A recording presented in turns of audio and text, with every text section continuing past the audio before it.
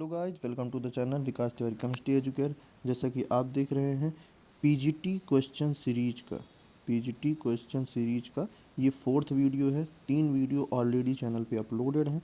आप यहां से जाके इस प्लेलिस्ट में जाके आप देख सकते हैं, या फिर डिस्क्रिप्शन बॉक्स में लिंक है, वहां से आप जाके उन वीडियो को देख सकते हैं। तो उनको आप ज़रूर देखें और आप समझें कि क्वेश्चन को कैसे आपको अप्लाई करना है, कैसे क्वेश्चन को समझना है, उसके कॉन्सेप्ट को अप्लाई करना है।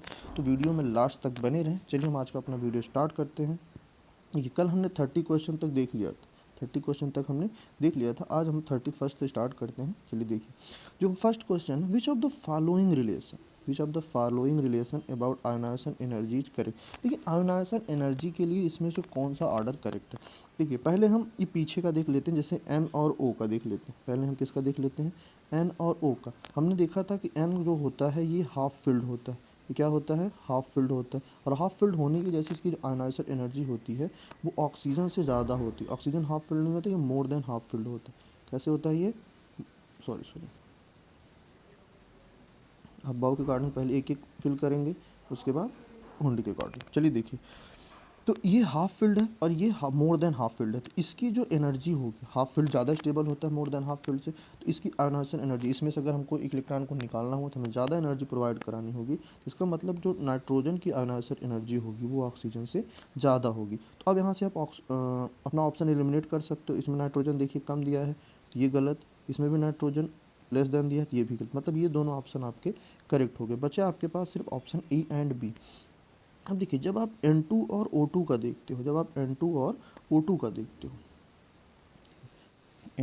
और O2, देखिए जो N2 का होमो होता है, N2 का जो होमो होता है वो होता है सिग्मा 2pz। क्या होता है, सिग्मा 2pz। और जो O2 का होमो होता है वो होता है पाई स्टार 2px और pi star 2py, pi star 2py।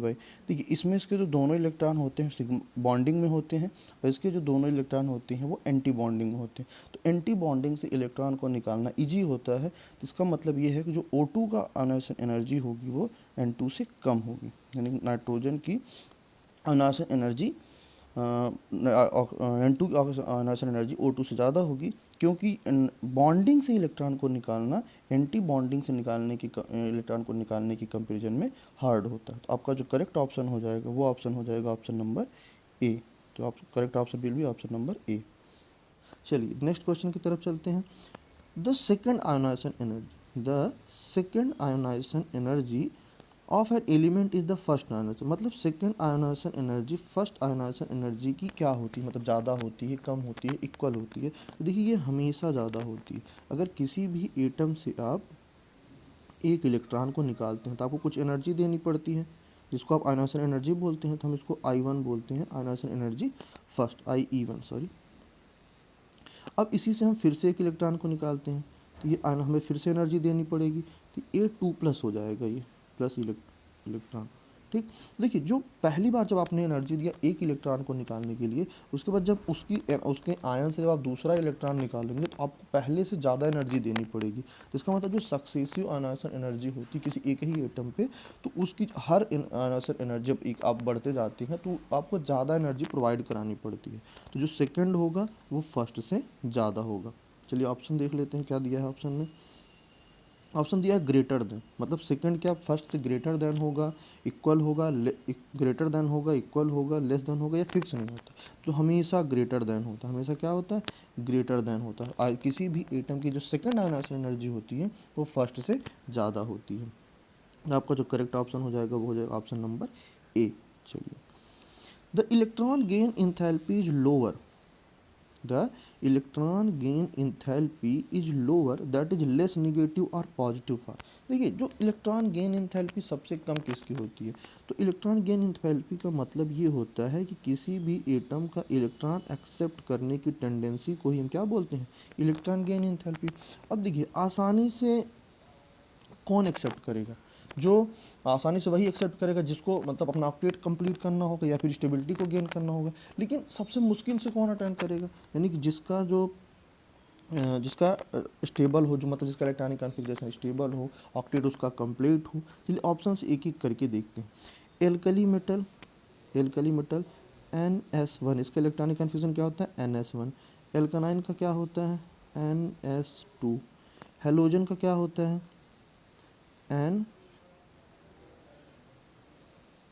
NP5, और नाइट्रोजन फैमिली का क्या होता है NP3। देखिए ये NH2 है, फुलफिल्ड है, तो ये इसकी इलेक्ट्रॉन गेन एंथैल्पी सबसे कम होगी, इसकी इलेक्ट्रॉन गेन एंथैल्पी क्या होगी, सबसे कम होगी। तो यहाँ पे आप एक चीज़ देख सकते हैं कि NP3 ये हाफ फिल्ड होता है, तो इसके मतलब बी के कंपैरिजन में, यानी अल्कलाइन अर्थ मेटल के कंपैरिजन में NP3 में ये आयनाइजेशन गेन एंथैल्पी मतलब इलेक्ट्रॉन गेन एंथैल्पी ज़्यादा होगी। तो हमारा जो करेक्ट ऑप्शन हो जाएगा वो हो जाएगा ऑप्शन नंबर बी, क्योंकि इसका NH2 इलेक्ट्रॉनिक कॉन्फ़िगरेशन होता है जो कि फुलफिल्ड यानी स्टेबल है, तो यहाँ की इलेक्ट्रॉन गेन एंथैल्पी कम होगी। चलिए नेक्स्ट में चलते हैं, correct order of electron affinity. चलिए एक एक करके देखते हैं दिया क्या क्या है, क्लोरीन, सोडियम, सिलिकॉन, आर्गन। देखिए क्लोरीन की इलेक्ट्रॉन गेन एंथैल्पी सबसे कम होती है, क्योंकि मोस्ट मतलब ये फ्लोरीन के बाद मोस्ट इलेक्ट्रोनेगेटिव है, सेकंड मोस्ट, और इसकी इलेक्ट्रॉन एफिनिटी पूरे पीरियोडिक टेबल में सबसे ज़्यादा होती है। कभी अगर आपसे क्वेश्चन पूछे हाईएस्ट इलेक्ट्रॉन गेन एंथैल्पी वाला एलिमेंट कौन सा है, तो वो है क्लोरीन। देखिए आर्गन एक नोबल गैस है, तो इसको ज़रूरत ही नहीं, इसका तो ऑक्टेट पहले से ही कंप्लीट है। देखिए क्लोरीन की सबसे ज़्यादा होगी और आर्गन की सबसे कम होगी।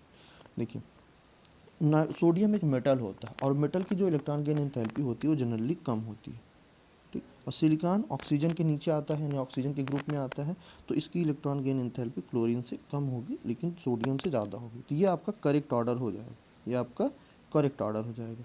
तो हमारा जो करेक्ट ऑप्शन हो जाएगा chlorine, chlorine, sodium, silicon, argon. तो हमारा जो करेक्ट ऑप्शन हो जाएगा ऑप्शन नंबर हो जाएगा क्या, देखिए ये इसमें सोडियम दिया तो ये गलत हो जाएगा, तो क्लोरीन, सिलिकॉन, सोडियम और आर्गन। तो हमारा ऑप्शन नंबर बी क्या हो जाएगा, करेक्ट ऑप्शन हो जाएगा। चलिए नेक्स्ट में चलते हैं, electron gain enthalpy of fluorine is, fluorine की इलेक्ट्रॉन गेन इंथैल्पी क्या होगी, लेस निगेटिव होगी, लेस पॉजिटिव होगी, मोर पॉजिटिव होगी, या मोर होगी। देखिए जो फ्लोरीन होता है ये इलेक्ट्रोनेगेटिव एलिमेंट होता है, मोस्ट इलेक्ट्रोनेगेटिव एलिमेंट होता है, और इसकी जो इलेक्ट्रॉनिक कॉन्फ़िगरेशन होती है वो 2p5 होती है। क्या होती है वो, 2p5 होती है। तो ये इसकी मतलब इलेक्ट्रॉन गेन करने की, यानी इलेक्ट्रॉन अगर ये इलेक्ट्रॉन को गेन कर लेता है तो 2p6 बना लेगा।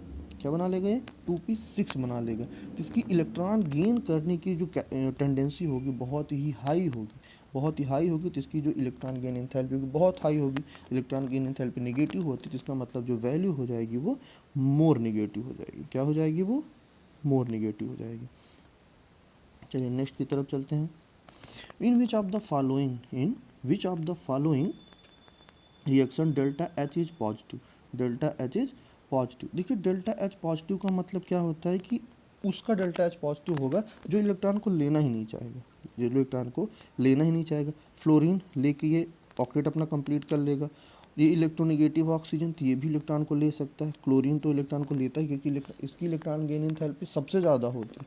लेकिन ओ माइनस क्योंकि ओ के पास पहले से ही एक निगेटिव चार्ज, और अगर ये ऊपर से एक और इलेक्ट्रॉन लेने जाएगा तो इसके निगेटिव चार्ज और इलेक्ट्रॉन में क्या होने लगेंगे, रिपल्सन होने लगेंगे। रिपल्सन का मतलब इलेक्ट्रोस्टैटिक रिपल्सन, मतलब इलेक्ट्रॉन के और निगेटिव में भी तो इलेक्ट्रॉन ही होते हैं, तो इलेक्ट्रॉन भी जब रिपल्सन होने लगता है उसको इलेक्ट्रोस्टैटिक रिपल्सन बोलते हैं।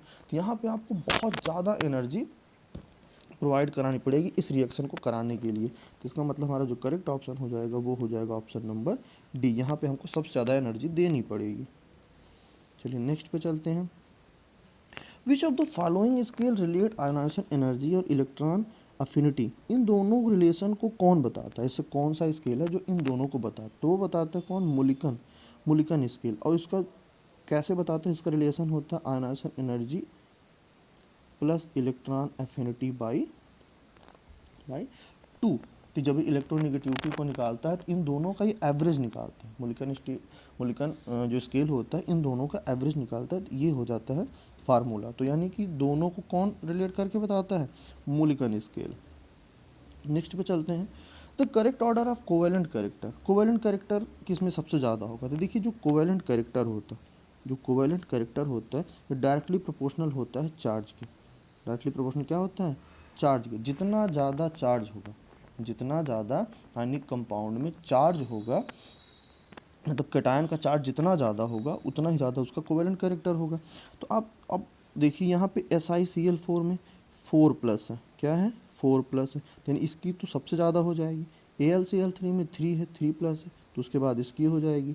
Ca प्लस इसमें 2 प्लस है, तो उसके बाद CaCl2 का आ जाएगा, लास्ट में आ जाएगा KCl का। तो हमारा जो करेक्ट ऑप्शन हो जाएगा वो क्या हो जाएगा, SiCl4, AlCl3, CaCl2 और KCl2।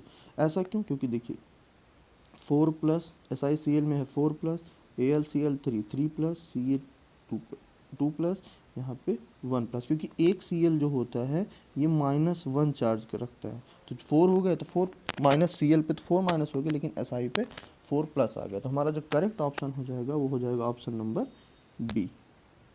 चलिए नेक्स्ट पे चलते हैं। Among the following which has the lowest electronegativity, सबसे कम इलेक्ट्रोनेगेटिविटी किसकी होगी।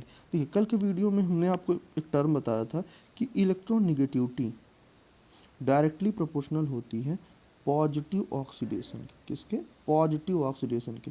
मतलब कि किसी भी एटम पे, किसी भी एलिमेंट पे जब पॉजिटिव चार्ज बढ़ता जाता है तो उसकी साइज छोटी होती जाती है। पॉजिटिव चार्ज बढ़ता है तो साइज क्या होती है, छोटी होती जाती है, और उसकी जो इलेक्ट्रोनेगेटिविटी है वो बढ़ती जाती है।